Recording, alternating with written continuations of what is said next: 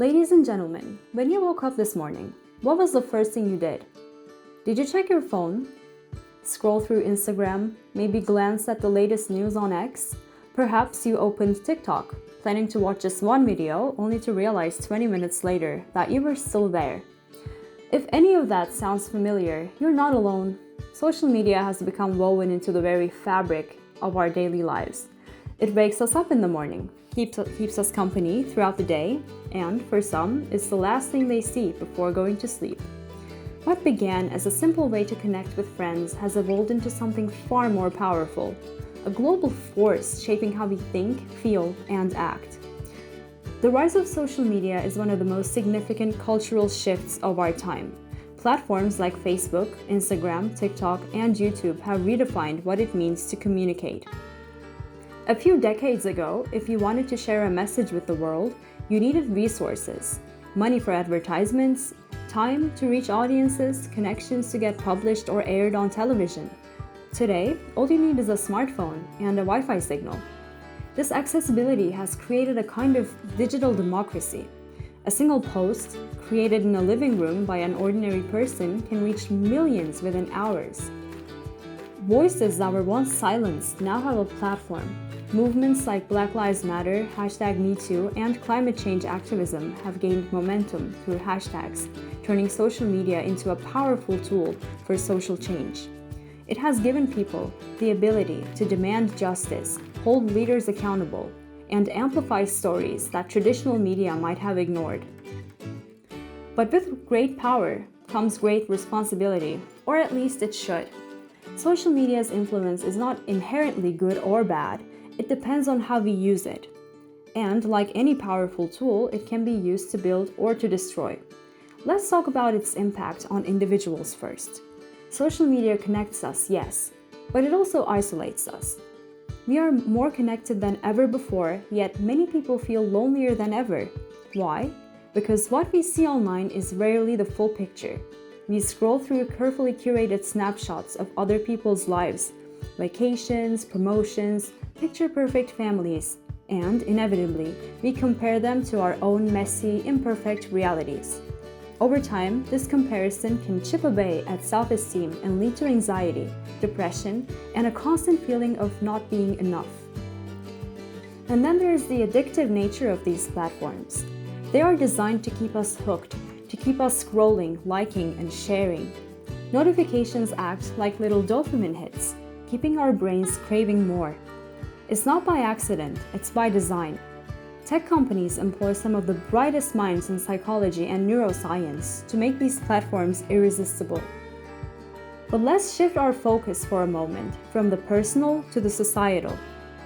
Social media is now one of the most powerful tools for shaping public opinion. Think about it. Before you make a big purchase, you might check online reviews. Before voting, you might see what people are saying on social media.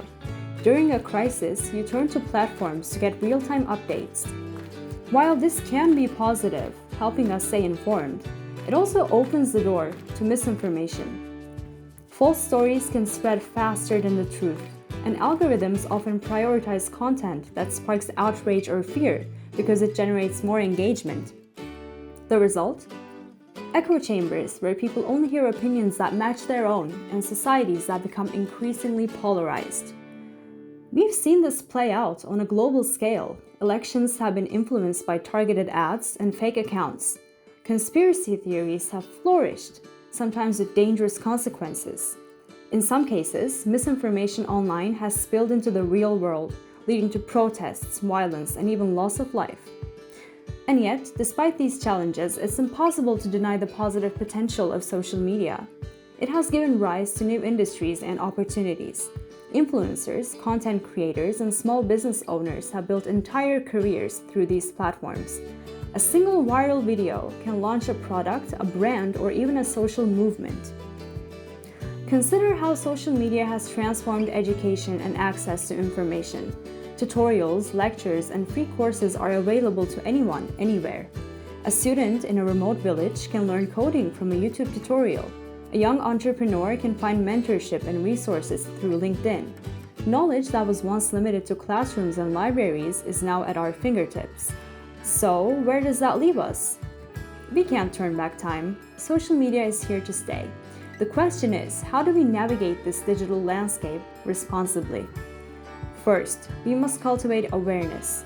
Just as we teach children how to read and write, we must teach digital literacy. People need to understand how algorithms work, how to identify reliable sources, and how to protect themselves from online manipulation. Second, we need balance. Social media should enhance our lives, not consume them. That means setting boundaries, taking breaks, putting down the phone during meals, and remembering that life happens outside of the screen. Finally, we must use these platforms with intention. Every like, share, and comment contributes to a larger conversation. Are we spreading positivity or negativity? Are we sharing facts or fueling rumors? Each of us has more influence than we realize. In the end, social media is a mirror.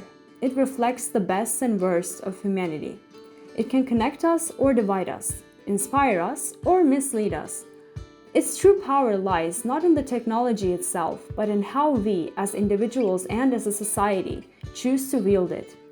So, the next time you open your favorite app, pause for a moment, ask yourself, am I in control of this experience or is it controlling me?